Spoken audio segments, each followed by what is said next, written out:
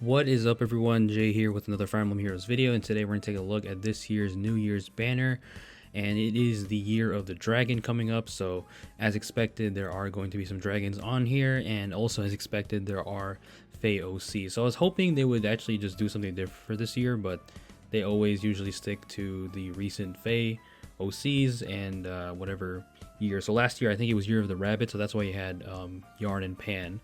So this year we have the Kanas and OCs like Nerthus. So yeah, Nerthus, I actually don't dislike her. When I first saw her, I thought she would be like, you know, just a, I guess, a big fan service character, but she's actually pretty funny. She's a really funny character, and she did help us in the story. So yeah, she is a colorless beast cavalier. I think her mythic version is a blue one.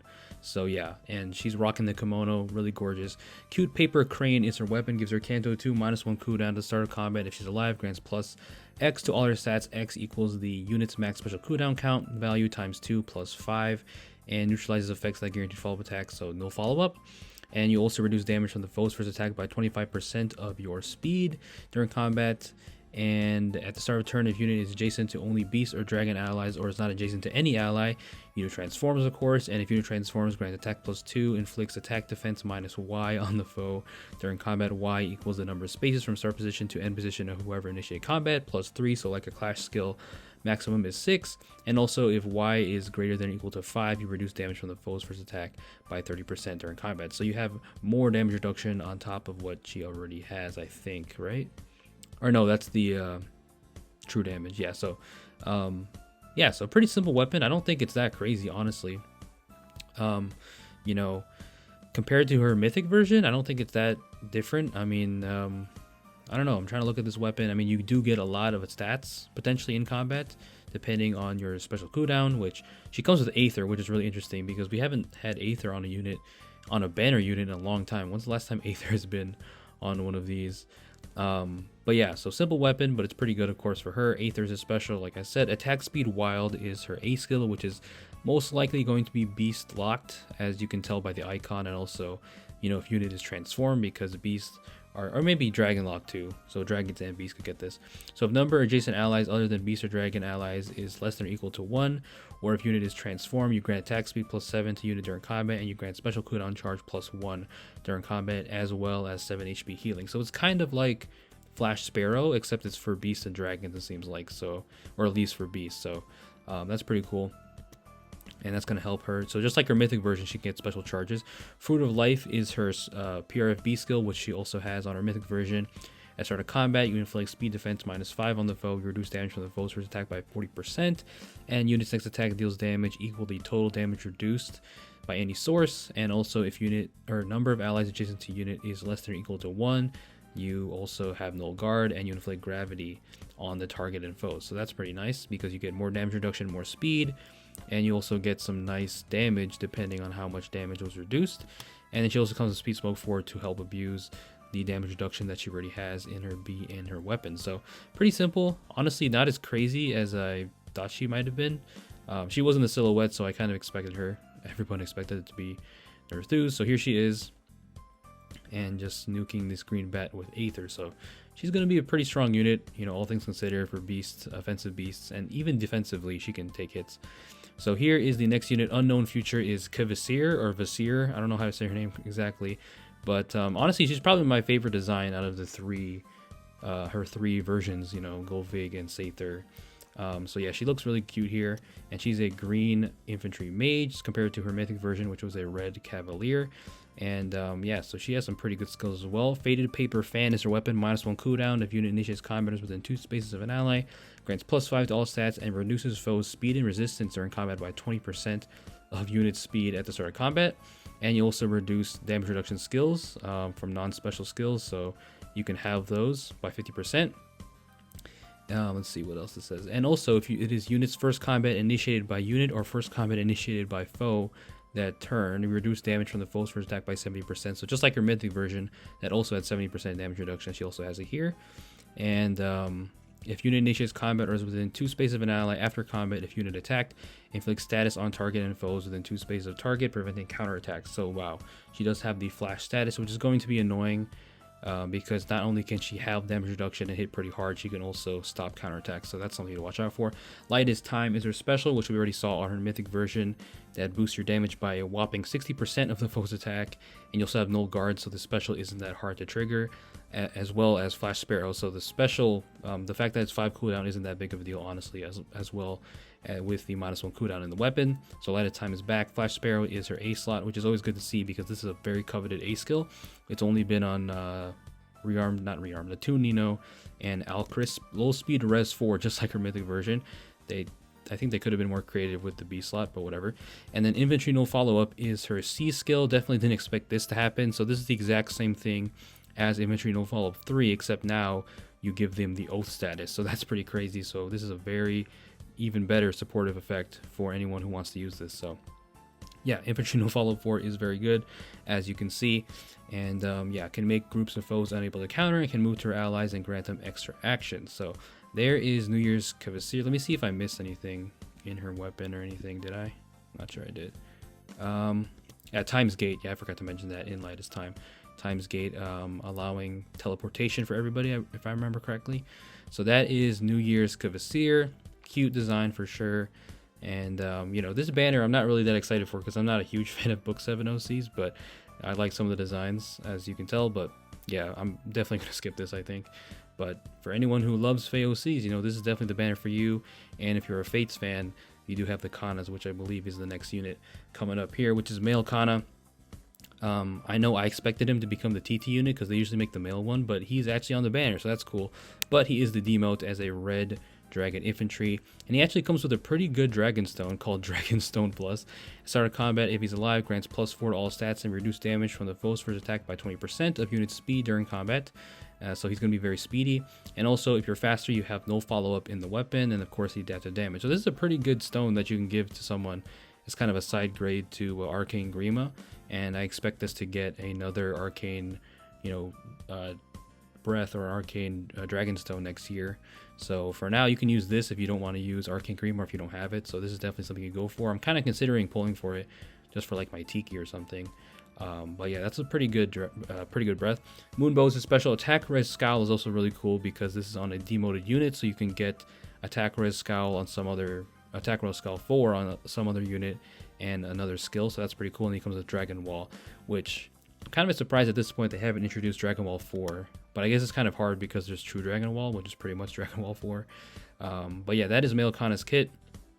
Pretty simple. If you want to merge them up, you definitely can. It's going to take you around 200 to 300 orbs. So that's a merge project that you can get as a seasonal demote. And the female counterpart is going to be the TT unit, which I'm kind of surprised about. But we'll see what her weapon is like. Watch her get up here. That'd be funny. But I doubt it. So there he is, taking out the Sword Flyer. Also kind of surprising that Corrin isn't here because, you know, Corrin is their mother or father. But the duo of the banner, this is like our third duo in a row, I think. I don't think we've had a harmonic in a while. And yeah, so that's kind of interesting. But it is Sather and Hathor, the two sisters, times goddesses, drawn by Kibune. That's going to make some people mad. And they are a blue tome flyer, just like Golvig, which is funny because Golvig isn't actually on the banner, but you can see her here in some of the combat scenarios. So this duo is pretty strong from what I saw. They have, of course, going to be a really crazy duo button. And you can see that they quad this poor sword flyer. So Goddess Tamari is the weapon, -1 cooldown. Turn 2 onward, you enable Canto 1 at the start of turn. If you're alive, you grant attack res +6, and foe cannot make a follow-up attack to unit and allies within 2 spaces for 1 turn. So that's pretty good support. And to start combat, if you are alive, once again, you grant +5 to all your stats.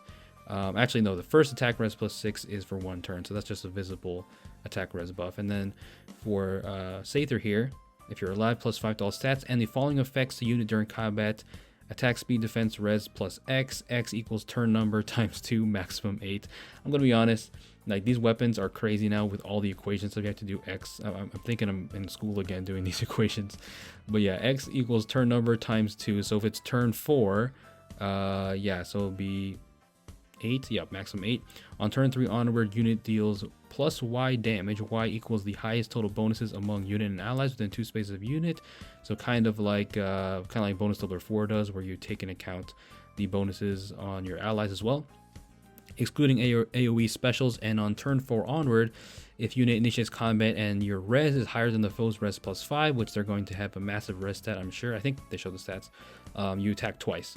So that's really strong. That's how they're able to quad this sword flyer. And it's not done yet. If Time's Gate is active on unit, or if Time's Grip is active on target or foes within 2 spaces of target, turn number is treated as a minimum of 4. So Time's Grip is the new status. I think this is like a better feud basically, because it doesn't doesn't take into account the color you are. It's just feud against everything. So it neutralizes unit skills during allies combat through unit's next action. I'm pretty sure it's a feud skill. I could be wrong, because feud says disable while this says neutralizes. But if I'm reading this correctly, basically, so for example, if you hit someone with Time's Grip status, right? Time's Grip on, let's say, Flane, right? So Flane has the damage reduction support. If she has Time's Grip on her, then that means her allies can't get the damage reduction support, or same with Elamine, you know? So I think that's what it means. So it's basically like a really good feud, I guess. So that's pretty cool. And I like, even though it is pretty crazy, it's still cool that it's like, has to take in account for Time's Gate that Kevasir has. So that is their weapon, very strong for sure, and it also gives really good support. Iceberg is a special remote mirror to get more damage reduction and more attack and resistance. Sabotage speed resistance is cool. We haven't had a Sabotage 3 speed one yet, I don't think. And then Future Sighted is the new C skill, which is pretty much a tier 4 version, I think, of Future Focused, which her mythic one has. So this one, in the cardinal directions of unit, if unit's res is greater than the foe's res plus X, X equals the distance of the foe. And if Time's Grip is not active on the foe, that foe's action ends. So I guess Time's Grip would stop the ability to stop them, I guess. So you have to keep that in mind. But after that, you inflict Time's Grip on them anyway. So there you go. And if unit is within 3 spaces of an ally, grants +4 to all stats, and you make a guaranteed follow-up attack, and you reduce damage from the foe's first attack by 30%. So this skill would have been good even without the combat stuff, but they of course had to add +4 stats and 30% DR, because why not? And then of course Time's Grip inflicts even more debuffs on them. So yeah, Future Focus was already really good. I don't really use Sather that much on I don't really use her on my teams that much in Astro Season, but this is really good as well because it gives you more than just stopping the action. So that is Duo, Hather, and Sather. I like the art. Definitely going to be a menace of unit to deal with, and we haven't even seen the dual skill yet, and I haven't seen it yet, but I already know it's going to be crazy. Wow, that's a really cool animation. It's like a bubble or something, like pinball. So there's a stat spread. So it looks like they have 46 base resistance, just judging on the buff they have. So yeah, 46 base res with probably a super boon. Dual skill grants Time's Gate, of course, and special cooldown charge +1 during combat to unit and allies within 4 spaces of unit for 1 turn. Okay, so this is actually not as crazy as I thought. It's still really good, don't get me wrong, but Time's Gate and just special charges for 1 turn. I mean, special charges can mean the, you know, between life and death. That can really help, but I expected more from it, I guess, compared to like Winter Byleth's dual skill, which did everything, like your taxes and all your chores. But yeah, that is the dual skill. Definitely going to help them out with their playstyle, and a pretty unique unit, to be honest, with their playstyle with the Time's Gate, Time's Grip. You know, we're probably going to see Times something else in the future. I don't know. But yeah, Golvig not in sight in terms of wearing kimono. Maybe she just didn't want to. Definitely her personality, she definitely wouldn't want to wear one of these. I guess so that's why she's not here. But yeah, that is pretty much the New Year's banner. Like I mentioned earlier, female Kana is the TT unit, so we'll have to see what she has and what kind of fodder she has. There's male Kana.